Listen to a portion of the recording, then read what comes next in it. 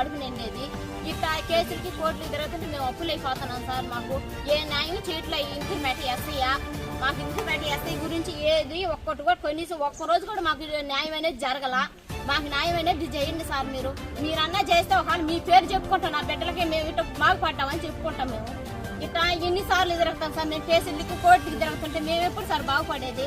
ఇట్లా అప్పులు పాలైపోయింది, దేవాలు ఎత్తిపోతున్నాం. మేము నిద్రలేసిన నాచి కష్టం చేసుకొని తినేవాళ్ళం. మేము వాళ్ళు అసలు మా గురించే పట్టించుకోవట్లేదు. ఇందుకుపేట ఎస్ఐ అయితే కనీసం ఏది న్యాయం ఏది అబద్ధం అని తెలుసుకోవాలి. ఏదైనా తెలుసుకొని న్యాయం అనేది చెయ్యాలి. ఎవరైనా సరే సార్, మీరు ప్రభుత్వంలో ఉన్నప్పుడు మీరు ఏది న్యాయం చేస్తారో అది మీరే చెయ్యాలి. మాకు తెలియని వాళ్ళకి పేదవాళ్ళకి ఇది అమ్మని చెప్పాలా. మీరు ఏమి చెప్పాలా? మాకు ఇందుకుపేట ఎస్ఐ అయితే మాకు అసలు ఏమని ఇంతని చెప్పాలా. ఇది వాళ్ళ తట్టే మాట్లాడుతున్నా కూడా మా తట్టు అనేది మాట్లాడలేదు సార్.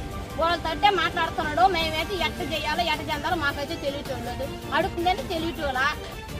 ఈసారి జరిగింది కోర్టు.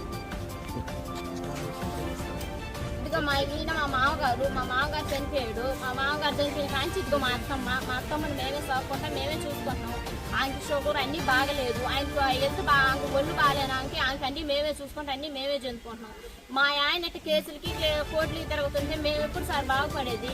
24 గంటలు కష్టం చేసుకునే వాళ్ళం. ఆయన స్టేషన్లకి కోర్టులకి తిరుగుతుంటే ఇందుకుపేట ఎస్ఐ అసలు మాకేం పట్టించుకోవట్లేదు.